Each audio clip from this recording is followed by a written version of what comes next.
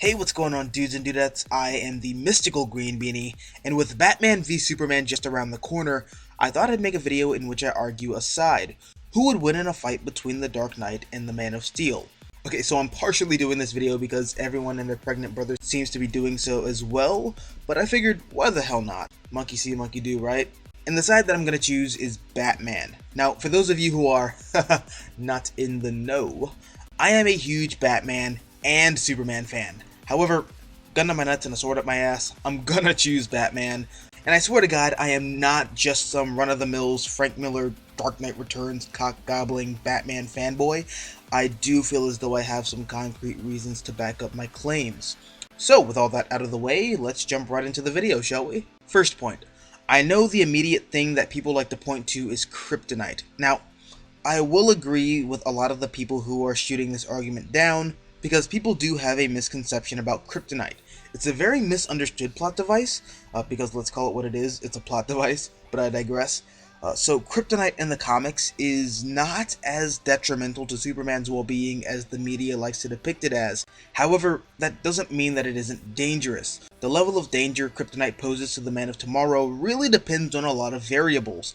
How long has Superman been active? That illustrates the level of tolerance that he has to Kryptonite. Or how much Kryptonite has he been exposed to?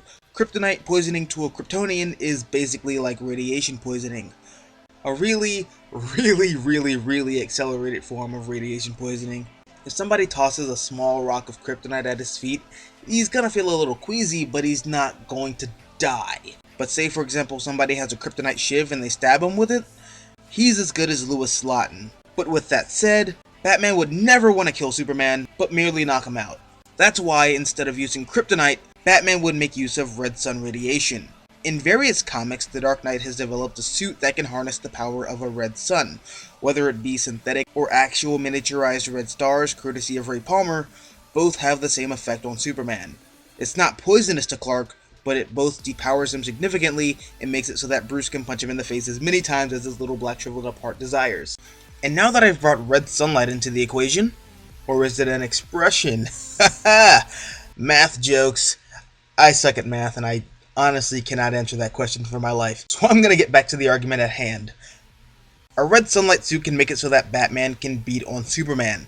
However, let's say for the sake of the argument, Bruce leads Clark into a trap and Superman is bombarded with red sunlight. Whether it's a lead-lined room surrounded by red sunlight lamps or he's shot with a red sunlight energy beam, they both have the same effect. Now, if you follow this channel, you know that I prefer the version of Superman that isn't really a great fighter, but much rather uses his naturally higher intellect and reflexes to aid him in battle.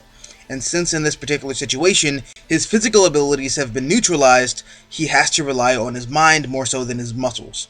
And this gives Superman the edge he needs to go against Batman. However, he'd be more on the defense than he would be on the offense.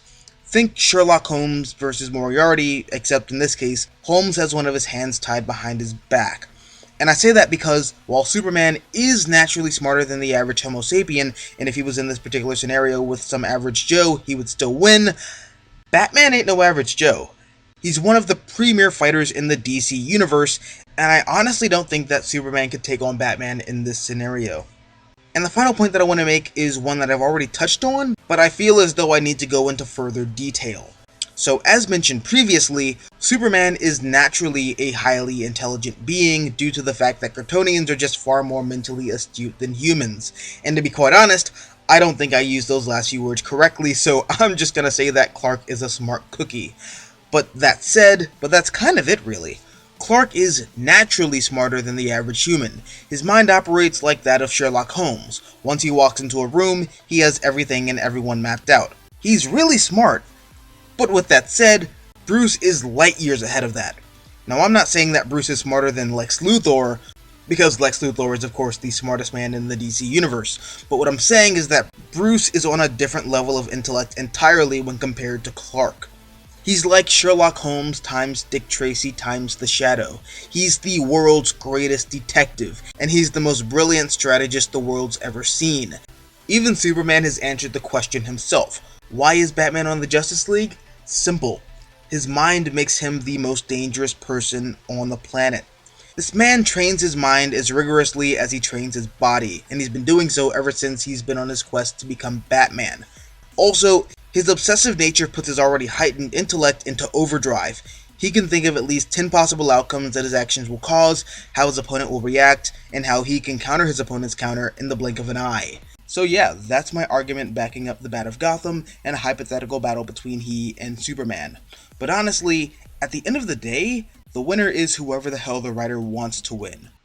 But do you agree? Do you disagree? Let me know down below in the comment section. Also, if you like this video, hit the like button, share, support the channel, and if you want to see more content like this, all you gotta do is subscribe.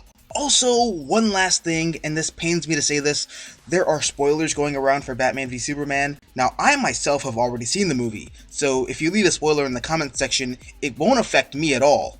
However, it will affect the people who haven't seen the movie yet, so if you could please not be that asshole and not leave spoilers in the comment section, that would be amazeballs, and you would win nothing. You'd win my respect, but you already have that, so yeah, you're cool.